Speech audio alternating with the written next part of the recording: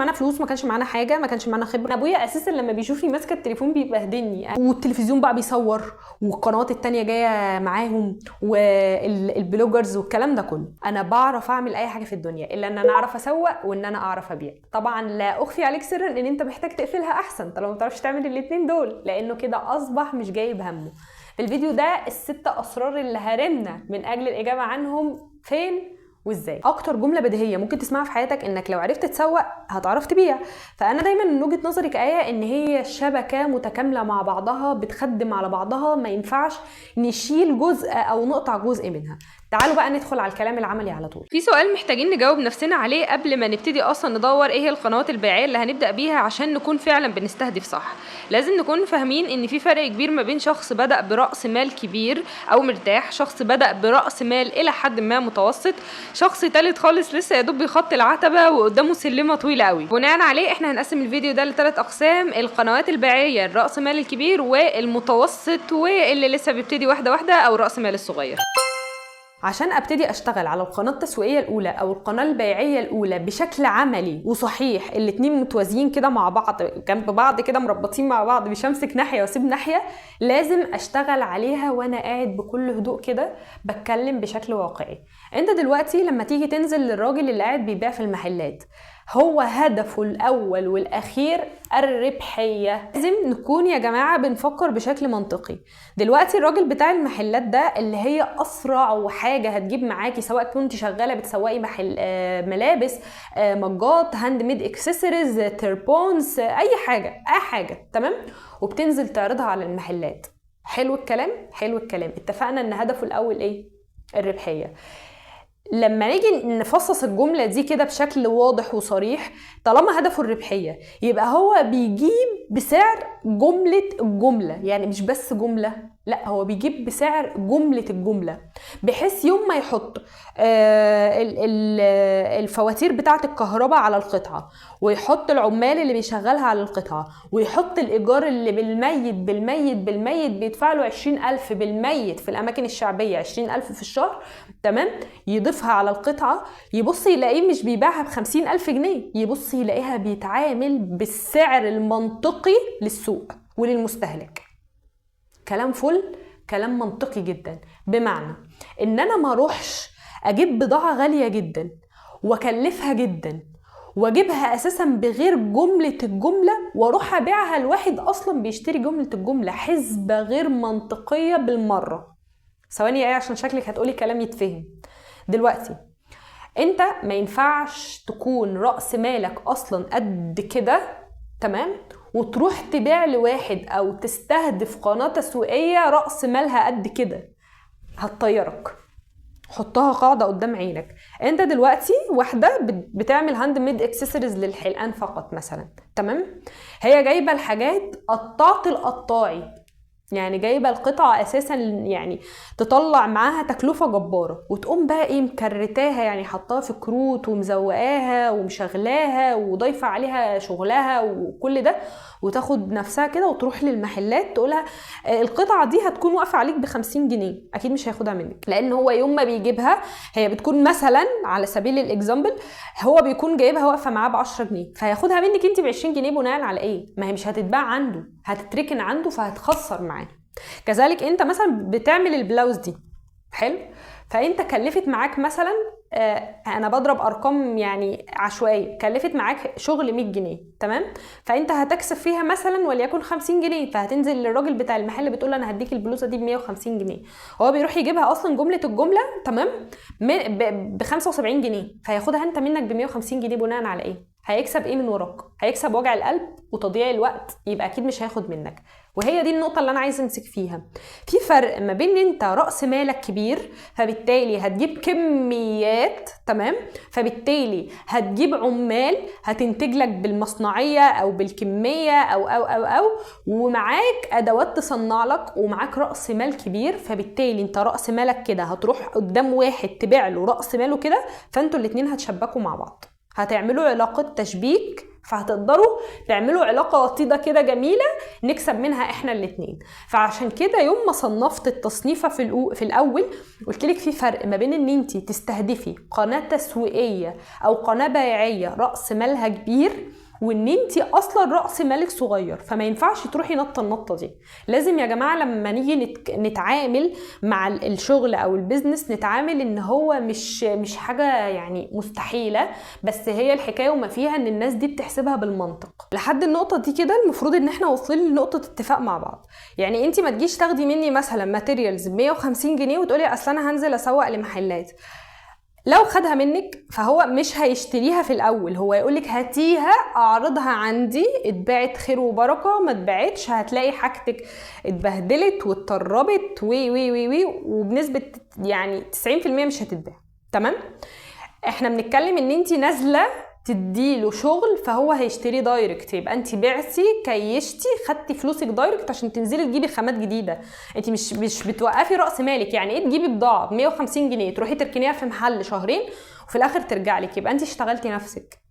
واصل لك الفكره؟ فعشان كده في فرق ما بين واحده بادئه براس مال قليل فهي بتدور على القنوات التسويقيه او القنوات البيعيه اللي متناسبه مع راس مالها. تمام؟ عشان بس نكون حاطين النقط على الحروف. القناه التسويقيه الثانيه او القناه البيعيه الثانيه هي البازارات. اللي مش عارف يعني ايه بازار ممكن نقول عليها بالبلدي المعارض. اكيد كلنا عارفين يعني ايه معارض، هي مش بنفس المعنى الحرفي بس ممكن تشبيه بالغ ليها. جماعه البازارات لازم يكون برضو من القنوات التسويقية اللي بتستهدف ناس رأس مالها إلى حد ما كبير. ليه؟ بالميت لما بتنزلي بازار بالميت تمام؟ بتدفعي إيجار على الترابيزة بالميت، مفيش الأرقام دي، 5000 جنيه.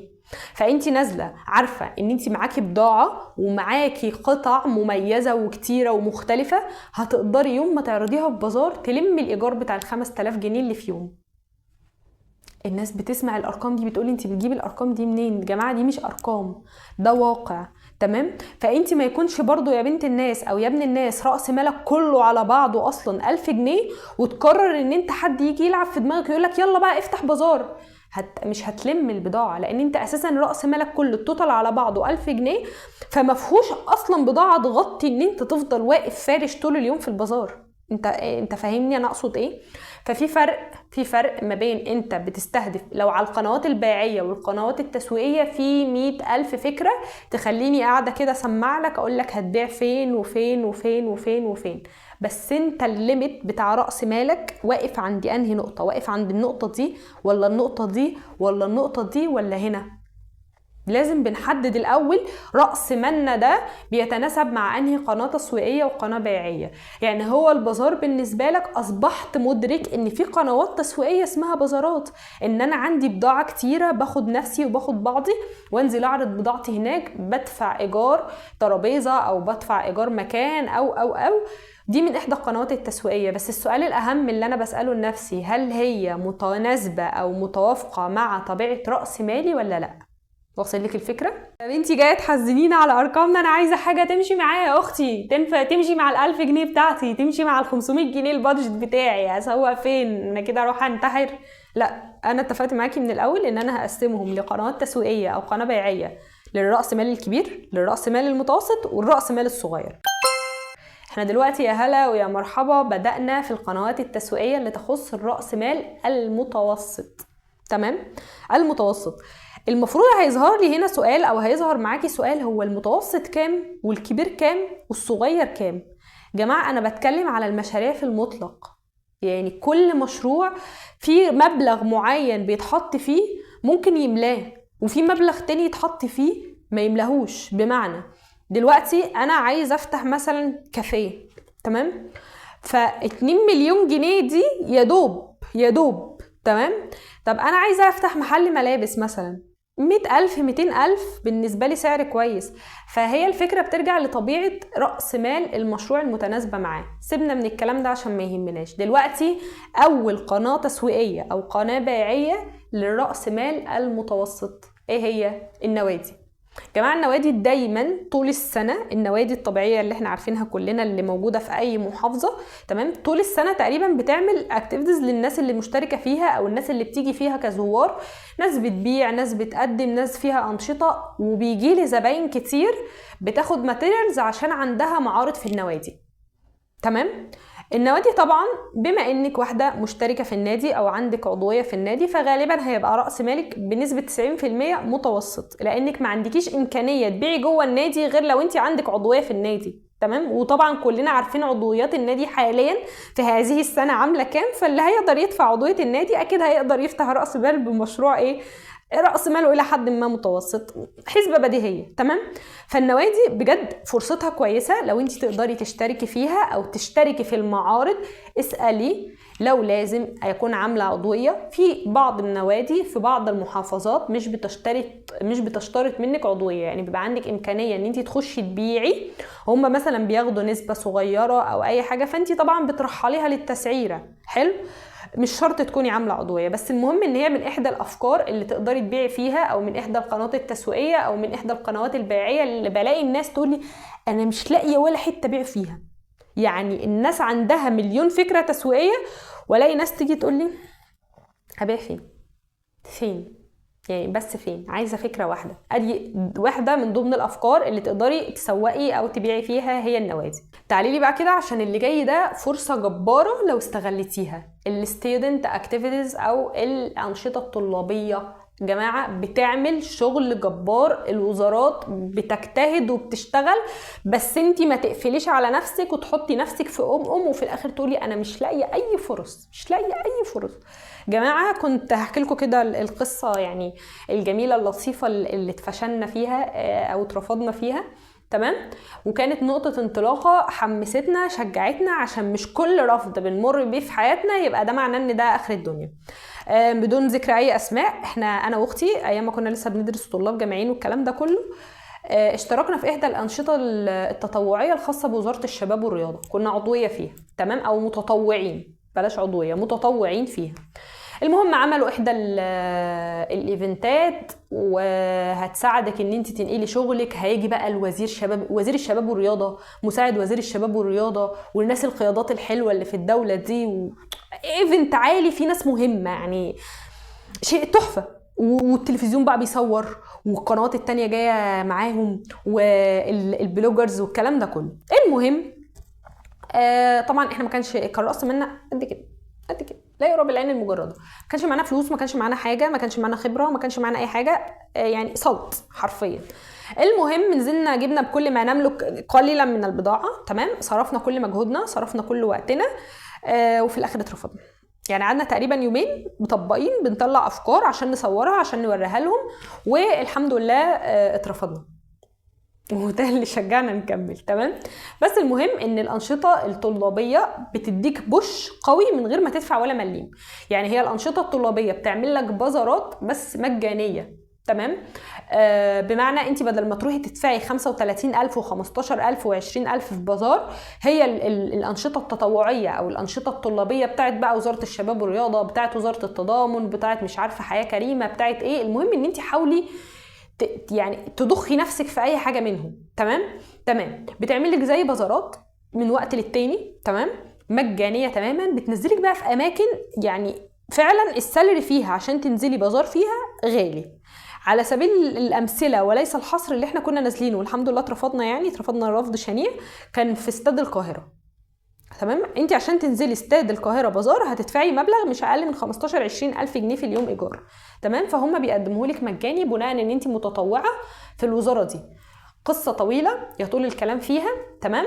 المهم ان انت ما تخليش نفسك كده صلت من غير اي اكتيفيتيز، من غير اي علاقات، من غير اي حاجه. التطوع في الحاجات دي فور فري للطلبه الجامعيين. تمام. مقابل ان انت بتتطوعي معاهم، هم بيقدموا لك خدمات، انت بتقدمي لهم خدمات. تمام. دي من احدى الافكار او من احدى القنوات التسويقيه اللي كتير من الناس مش عارفها. تمام. ليه الناس اللي رأس مالهم الى حد ما متوسط؟ عشان كانت من احدى اهم الاسباب اللي احنا اترفضنا فيها. عشان كده انا صنفتها من الرأس مال المتوسط، ان احنا ما كانش عندنا افكار كتير، يعني كانت افكارنا محدوده قوي وباين عليها رخيصه اصلا. يا باي منك انت جايه تجيبي لي احباط، انت بتكلميني في مبالغ انا اكاد لا اصل اليها الا بعد 3 سنين. يعني انا عايزه حاجه مجاني، انا فاتحه الفيديو ده عشان اشوف منك بتتكلمي عن حاجه مجاني. انت مفيش اي حاجه مجاني ذكرتيها لحد دلوقتي. حلو، يا هلا ويا مرحبا بكم. احنا دلوقتي في القنوات التسويقيه او القنوات البيعيه التي تخص الرأس مال المعدم او الصغير. تمام. اول فكره اللي انتوا كلكم بتزعلوا منها، مع انها فكره مجانيه بنسبه 100 مليون 300 مليون في المية، ما بتبذليش فيها اي حاجه غير مجهود ووقت، وانت كده كده معاكي وقتك يا حبيبتي، وانت وراكي ايه؟ تمام. السوشيال ميديا. تيجوا لحد هنا كده والله العظيم ما عامله اي حاجه. جماعه السوشيال ميديا، شوفي معاكي يوتيوب بيبيع، والله العظيم. تيك توك، تمام، انستجرام، فيسبوك، كل بقى سناب شات، كل حاجه. انا عارفه ان انت بتيجي عند النقطه دي وبتقولي انت بتكلميني في حاجات غير مقابله للواقع الحياتي اللي انا عايشه فيه. انا ابويا اساسا لما بيشوفني ماسكه التليفون بيبهدلني. انزل كونتنت ايه؟ انا اساسا ابويا لو عرف ان انا نزلت كونتنت هيبهدلني. انا عارفه، اصل انا عايشه معاكم، بيقابلني يعني كيس ستادي او يعني دراسه حاله ولا مش عارفه اسمها ايه، تمام، كتير. تمام حبيبتي، انا والله العظيم في فرق ما بين اقول لك ان القنوات التسويقيه على السوشيال ميديا او القنوات البيعيه على السوشيال ميديا حاجه، وان انا اقول لك اظهاري على السوشيال ميديا حاجه تانية. يا جماعه شتان ما بين الاثنين، ابعدوهم، افصلوهم عن بعض كده وارموهم. تمام. في فرق ما بين ان انتي تسوقي على شغلك من غير ما تظهري بوشك يا ستي، من غير ايدك، ان شاء الله ايدك عوره هي كمان، تمام، ما تظهريش بايدك، ما تظهريش بوشك، تمام. انتي مجرد هتجيبي المنتج، تمام، وهتحطيه على السوشيال ميديا، وتحطي عليه ساوند، تحطي عليه اي حاجه، تحطي عليه اي حاجه في الدنيا، بس المهم ان انتي معاكي السوشيال ميديا مجاني تقدر تبيعلك وتطلعك فعلا ان انت تكسبي فلوس، وان انت تعملي اسم لنفسك من غير ما تظهري. والله العظيم قعدت 1.5 سنة ما بظهر اصلا ولا حتى بايدي، يدوب حنجرتي، بشتغل بحنجرتي بس، مش عايزه تطلعي بصوتك، الساوندز ماليه الدنيا. ده معناه او لا انكر ان معدل انتشار الكونتنت الحقيقي اللي بتعمليه بوشك واللي بتعمليه بصوتك اسرع، بس لو مش مناسب معاكي تظهري ما تظهريش. انا في فترات ما انا كآية ما كنتش حابه اظهر نفسي او اظهر انا مين، لاسباب كتير ولعدم تفرغ، لاسباب كتير مش قصتنا. السوشيال ميديا احدى اهم القنوات المجانيه اللي تسمح لك تبيعي وتحققي مبيعات، اللي انا بشكل رسمي انا كآية بعتمد عليها في كل شغلي، سواء كنت الخدمات اللي بقدمها، الكورسز اللي بقدمها، المنتجات اللي ببيعها، انا بعتمد بشكل رئيسي على السوشيال ميديا. تمام. اللهم بلغت، اللهم فاشهد. مش لازم انتي تظهروا على السوشيال ميديا باي شكل من الاشكال. كل اللي عليك ازاي تحط تاجز كويسه، وصف كويس، تمام، يعلمك ازاي تفايرل الفيديو بتاعك من غير ما نحتاج حضرتك في اي حاجه. احنا مش محتاجين شكلك، مش محتاجين صوتك، مش محتاجين اي حاجه، مش محتاجين ايدك، احنا بس محتاجين المنتج اللي حضرتك بتقدميه، بس انا مش محتاجه منك اكتر من كده. تمام. ازاي والكيفيه والتطبيق والحاجات دي كلها بنعلمها لك في الكورس اللي احنا بنقدمه، اللي سعره قد كده صغنن خالص، يعني لا يتعدى بادجت 250 جنيه، تمام، وفي اسعار اقل بس يعني مش هنتكلم عنه كتير عشان الناس بتزعل. بنطلبه ازاي؟ بنتواصل عن طريق الميل، اوكي، وبنرد عليكم بميل بالتفاصيل، يا اما اتقبلت يا اما اترفضت، عشان انا بقبل سن معين، عشان ما اكونش يعني باخد فلوس منكم على الفاضي. اوكي، نرجع لموضوعنا.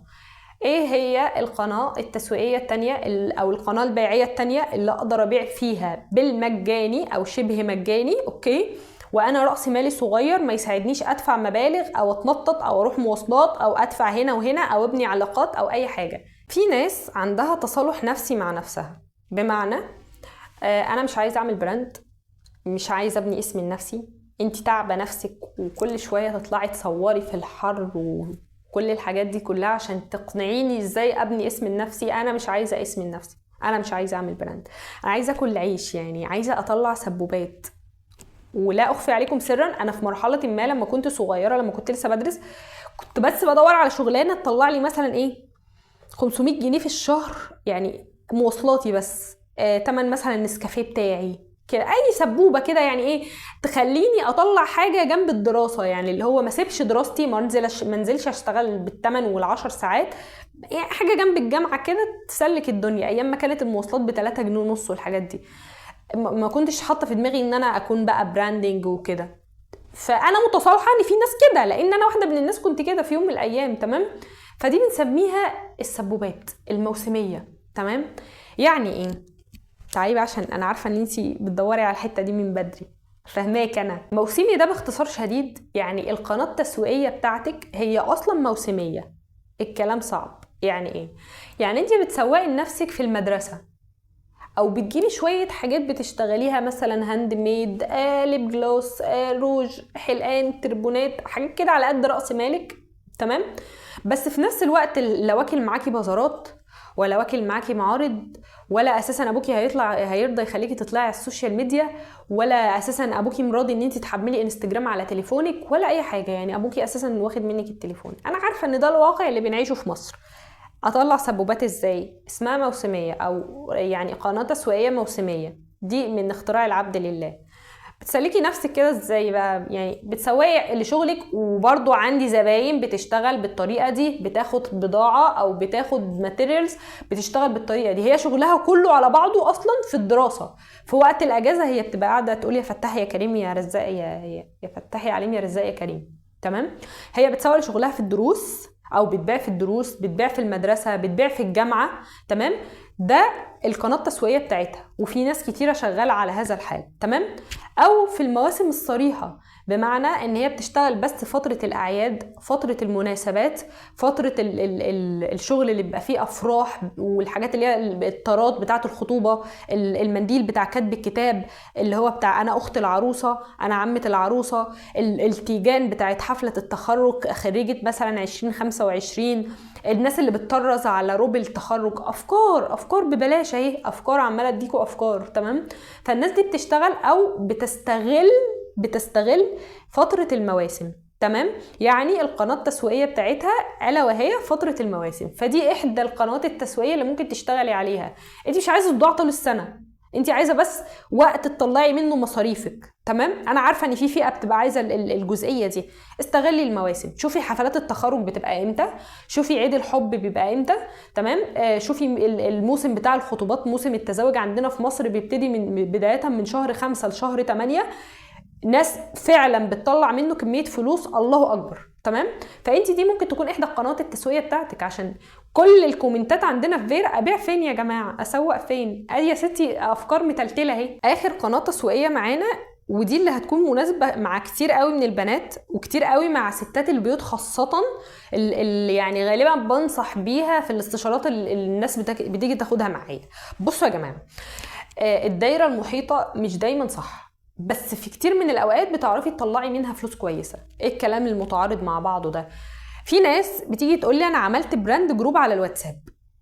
تعالي بقى كده احنا نقعد بقى نتكلم مع بعض كده الكلام اللي يعني اللي ما يزعلش حد مننا. مبدئيا فكره ان انت عامله جروب على الواتساب ده مش براند. انت خرجتي عن كل مفاهيم البراندنج، انت جبتيها بالقلم كده وشخبطتي على كل مفاهيم البراندنج. في فرق ما بين انا عامله جروب على الواتساب ببيع على الواتساب لاصحابي، زمايلي، جيراني، الناس اللي معايا في العماره، الناس اللي معايا في الكتاب، الناس اللي معايا في الدروس، وان انا عامله براندنج دي قصه بنفضل نبني فيها لسنين. تمام. جروب الواتساب ده بقى اتعاملي معاه انه جروب واتساب تنجحي. خدي الجمله دي من اختك ويعني اسمعي الخلاصه فيها. جروب واتساب، تمام، بلاقي البنات الشاطره اللي بتنجح عليه، تمام، بتشتغل اكسسوارز ماشي، بتجيب مثلا ميك اب ومستحضرات تجميل ماشي، بتجيب ادوات مثلا مكتبيه ماشي. هي هدفها الاول والاخر ان هي بتطلع هامش ربح بيساعدها في حياتها. تمام. مش براندنج، مش بتختار بقى اسم براند وتتخصص وتحط نفسها في نيتش محدد، واللي هو بتبيع مثلا اكسسوارز بس عشان ما تخرجش بره مفاهيم البراندنج والكلام ده كله. من احدى القنوات اللي ممكن تبيعي فيها او تسوقي فيها هي الدايره المحيطه. بتلمي الناس اللي انت تعرفيهم في جروب واتساب محندق كده صغير، او بتعملي واتساب بيزنس بتحطي فيه الصور في الكتالوج وهم يخشوا يشوفوها في اي وقت او يختاروا في اي وقت. في ناس بتعمل كده تمام وبتمشي معاهم وبتدخل لهم هامش ربح، بس لازم تكوني فاهمه حاجه واحده. ما تجيش تزعلي لما تقولي اصلا انا ببيع مثلا اوردر كل اسبوع. ما ده الطبيعي، ما ده النورمال، ده النورمال جدا. ليه؟ ما انتي ما تجيش تبصي في حياة شخص قرر يعافر ويحاول ويجتهد ويعمل ويكبر رأس ماله عشان ينتقل من البوزيشن ده للبوزيشن ده، وانتي برضو مصرة ان انتي جروب الواتساب هو بالنسبة لك اخر الدنيا، وتيجي تقولي اشمعنى دول بيطلعوا 100 اوردر في اليوم وانا بطلع اوردر واحد في الاسبوع. لازم يكون عندك تصالح مع طبيعة اللي انت تقدري تعمليه. انا ذكرتلك بداية انا ليه ما بدأتهاش عكسي، يعني ما قلتش من القليل للعالي. ليه؟ عشان اعرفك ان في تدريجات في الحياة وانت بتختاري. تمام؟ ممكن انا كآية بدأت من القليل خالص، يعني انا اول بدايتي انا واختي كان على الواتساب. مش معنى ان انا قاعده بقول لك اختاري وما تختاريش وبكلمك في حريه المراه تمام، ان انا ما بداتش مع الجماعه اللي قاعدين هناك دول، لا انا بدات معاهم، بس انا قررت ان انا هنمو مش هقعد هنا، عشان انا اساسا كان رأس مالي كله على بعضه 50 جنيه. تمام؟ ايام زمان، ايام ما كانت ال50 جنيه 50 جنيه، دلوقتي غالبا ما حدش بيعرف يعمل كده. عشان كده اقول لك يا بنت الناس ابدأي، عشان المبلغ اللي هينفع دلوقتي بعد شهر مش هتعرفي تشتري بيه حاجة، وكلنا شايفين الأسعار في مصر عاملة ازاي. فدي كلها أفكار، وفي أفكار تاني لا تعد ولا تحصى، بس هي الفكرة انتي قرري او شوفي انتي ايه اللي مناسب معاكي، انهي قناة تسويقية مناسبة معاكي.